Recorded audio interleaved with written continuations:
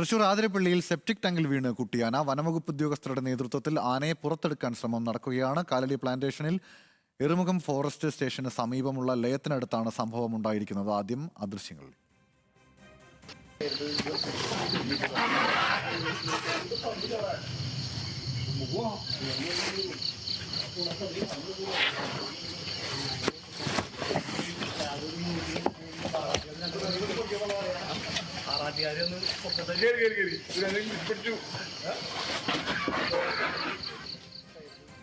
വിവരങ്ങളുമായി Levin K വിജയനുണ്ട്. Levin, എങ്ങനെയാണ് ഈ ആനക്കുട്ടിയെ പുറത്തെടുക്കാനുള്ള നീക്കം നടക്കുന്നത്?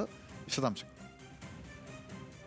ഇന്ന് രാവിലെയാണ് പ്രദേശവാസികളായിട്ടുള്ള ആളുകൾ ഈ 15-ാം നമ്പർ ബ്ലോക്കിന് സമീപത്തുള്ള ലയത്തിലെ ഉപയോഗശൂന്യമായ സെപ്റ്റി ടാങ്കിൽ ആനക്കുട്ടി വീണ് കിടക്കുന്നത്. ഏകദേശം 6 വയസ്സോളം പ്രായമുള്ള ആനക്കുട്ടിയാണ് വീണ് കിടക്കുന്നത്. അതിന്റെ പിൻകാലുകളുടെ ഭാഗമാണ് ഈ കുഴിക്കുള്ളിൽ കുടുങ്ങിയിരിക്കുന്നത് എന്നുള്ളതാണ് പ്രദേശവാസികളും ഫോറസ്റ്റ് ഉദ്യോഗസ്ഥരും മറ്റും അറിയിക്കുന്നത്.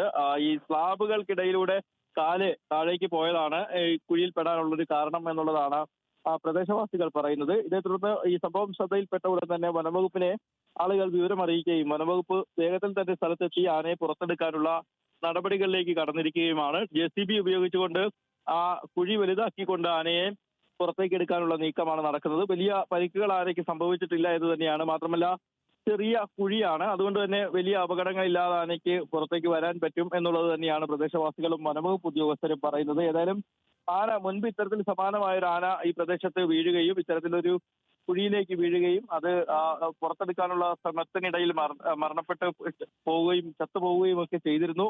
ഏതായാലും അത്തരമൊരു സംഭവം ഇവിടെ ഉണ്ടാകില്ല എന്ന് തന്നെയാണ് വനംവകുപ്പ് ഉദ്യോഗസ്ഥരുടെ വിശ്വാസം. ഗൗതം.